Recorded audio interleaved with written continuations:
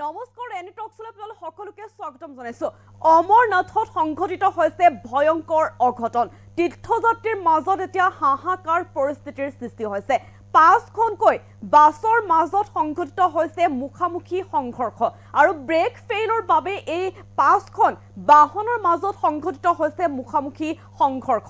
৩৬জনকৈ লোক আহত হৈছে বুলি জানিব পৰা গৈছে আৰু আহত লোকসকলক ইতিমধ্যে চিকিৎসালয়লৈ প্ৰেৰণ কৰা হৈছে। জনাইছো সবিশেষ এই মুহূৰ্তত জনাইছো আপোনালোকক 5খনকৈ বাছৰ মাজত সংঘটিত হৈছে মুখামুখি সংঘৰ্ষ।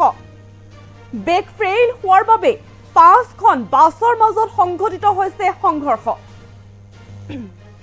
৩৬জন যাত্ৰী আহত, তাৰে 6জন গুৰুতৰভাৱে আহত বুলি জানিব পৰা গৈছে। জম্মু কাশ্মীৰৰ অমৰনাথ যাত্ৰাত সংঘটিত হৈছে এই ভয়ংকৰ ঘটনা। অমৰনাথলৈ তীৰ্থযাত্ৰী কঢ়িয়াই অনা কনভয় বাছৰ মাজত সংঘটিত হৈছে এই সংঘৰ্ষ।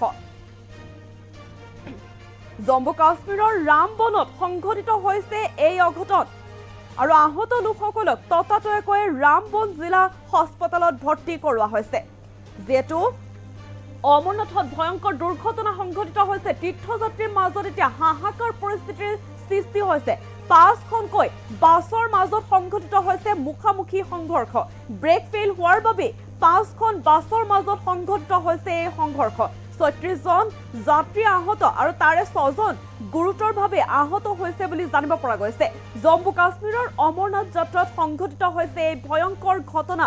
অমৰনাথলৈ তীৰ্থযাত্ৰী কঢ়িয়াই অনা কনভয় বাছৰ মাজত সংঘটিত হৈছে এই সংঘৰ্ষ। জম্মু কাশ্মীৰৰ ৰামবনত সংঘটিত হৈছে এই অঘটন। আহত লোকসকলক ইতিমধ্যে ততাতৈয়াকৈ ৰামবন জিলা হাস্পতালত প্ৰেৰণ কৰা হৈছে। যেহেতু ৩৬জন যাত্ৰী আহত, তাৰে 6জন গুৰুতৰভাৱে আহত বুলি জানিব পৰা গৈছে। ব্ৰেক ফেইল হোৱাৰ বাবে 5খন বাছৰ মাজত সংঘটিত হৈছে সংঘৰ্ষ। অমৰনাথলৈ তীৰ্থযাত্ৰী কঢ়িয়াই অনা কনভয় বাছৰ মাজত সংঘটিত হয় সংঘৰ্ষ। জম্মু কাশ্মীৰৰ ৰামবনত সংঘটিত হৈছে এই ঘটনা। এই অঘটন আচলতে সংঘটিত হৈছে জম্মু কাশ্মীৰৰ ৰামবনত আৰু আহত লোকসকলক ততাতৈয়াকৈ ৰামবন জিলা হাস্পতালত ভৰ্তি কৰোৱা হৈছে। 5খনকৈ বাছৰ মাজত এতিয়া সংঘটিত হৈছে মুখামুখি সংঘৰ্ষ। তীৰ্থযাত্ৰীৰ মাজত সৃষ্টি হৈছে হাহাকাৰময় পৰিস্থিতিৰ সৃষ্টি হৈছে এতিয়া তীৰ্থযাত্ৰীসকলৰ মাজত। ৰাষ্ট্ৰীয় ঘাইপথতে 5খনকৈ বাছৰ মাজত এতিয়া মুখামুখি সংঘৰ্ষ হৈছে। আমাৰ ওচৰত দৃশ্যাংশ আছে, দৃশ্যাংশ দেখাব বিচাৰিছো কেনেদৰে আচলতে 5খনকৈ বাছৰ মাজত মুখামুখি সংঘৰ্ষ হৈছে। ব্ৰেক ফেইল হোৱাৰ বাবে 5খন বাছৰ মাজত এই সংঘৰ্ষ সংঘটিত হৈছে বুলি জানিব পৰা গৈছে। ৩৬জন যাত্ৰী আহত, তাৰে 6জন গুৰুতৰভাৱে আহত হৈছে আৰু আহত লোকসকলক ততাতৈয়াকৈ ৰামবন চিকিৎসা জিলা হাস্পতালত আচলতে ভৰ্তি কৰোৱা হৈছে বুলি জানিব পৰা গৈছে। অমৰনাথলৈ তীৰ্থযাত্ৰী কঢ়িয়াই অনা এই কনভয় বাছৰ মাজতে ৰাষ্ট্ৰীয় ঘাইপথতে সংঘটিত হৈছে সংঘৰ্ষ। ব্ৰেক ফেইলৰ হোৱাৰ বাবে আচলতে 5খন বাছৰ মাজত সংঘটিত হৈছে এই সংঘৰ্ষ। ৩৬জন যাত্ৰী আহত, তাৰে 6জন গুৰুতৰভাৱে আহত হৈছে বুলি জানিব পৰা গৈছে আৰু আহত লোকসকলক ততাতৈয়াকৈ ৰামবন জিলা হাস্পতালত ভৰ্তি কৰোৱা হৈছে। ঘটনাস্থলীত উপস্থিত হৈছে আৰক্ষী প্ৰশাসন। যাত্ৰীসকলক উদ্ধাৰ কৰা হৈছে। যিহেতু ৩৬জনকৈ যাত্ৰী আহত হৈছে বুলি জানিব পৰা গৈছে, লগতে 6জন গুৰুতৰভাৱে আহত হৈছে বুলি জানিব পৰা গৈছে।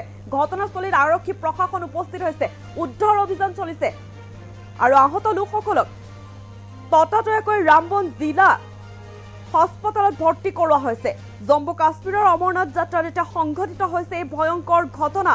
অমৰনাথলৈ তীৰ্থযাত্ৰী কঢ়িয়াই অনা কনভয় বাছৰ মাজত সংঘটিত হৈছে এই সংঘৰ্ষ। জম্মু কাশ্মীৰৰ ৰামবনত সংঘটিত হৈছে এই সংঘৰ্ষ।